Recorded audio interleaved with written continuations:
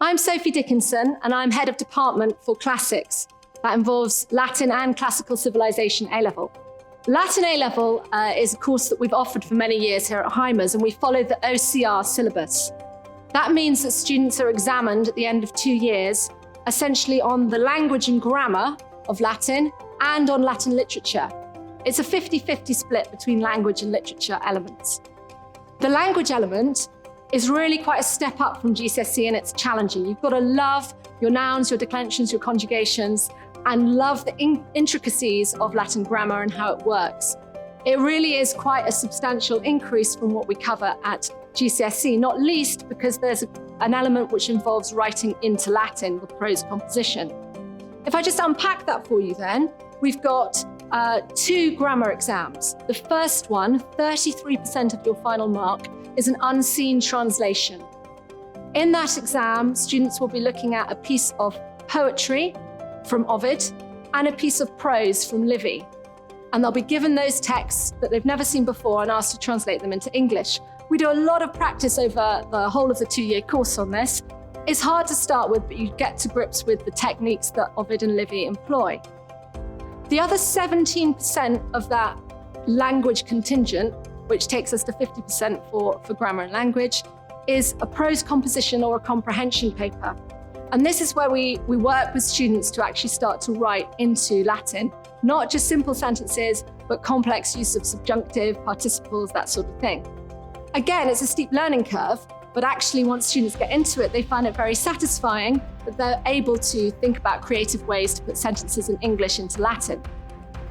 The rest of the course is literature, and that's balanced 50-50 between poetry, which is studying Virgil's Aeneid, which is done with myself, and prose, which is Tacitus and his history and annals, which is done with Dr. Main. These are fantastic stories, some of the really well-known stories that you'll know from classical times, and we get to look at the original poetry. We're looking at literary criticism, analysis, and translation of those texts. Some students prefer the literature, some the language. Hopefully, a student who decides to opt for Latin A-Level will love both elements, and they complement each other. So what you learn in your grammar sessions, you can see applied when you're translating your Virgil and Tacitus in the literature. It's a very broad A-Level, and it suits the sort of person who has who likes critical analysis and has an inquiring mind, but also enjoys the creative side of literary criticism. You get a chance, which you don't get at GCSE, to really delve into the society, culture, values, and politics that were present in ancient Rome. And you get a much broader feel for wider society, which I think is interesting. We tend to have very small class sizes. Obviously, it's a subject that people pick usually if they get an 8 or a 9 in the GCSE and if they have a real passion for the subject.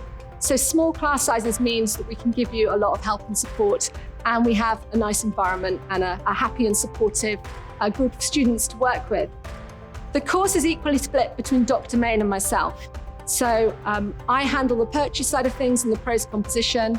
Dr. Main handles the comprehension and the Livy unscenes, and then he does the Tacitus, I do the Virgil. So you'll see both of us plenty of times during your 2-week session if you embark on the A-Level.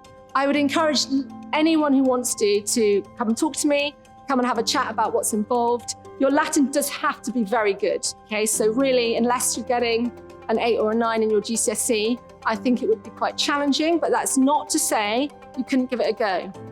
We've had some great results in the subject over the last few years. It's good fun, it's fascinating, it's still relevant in the modern world, and universities see it as a very academically rigorous course.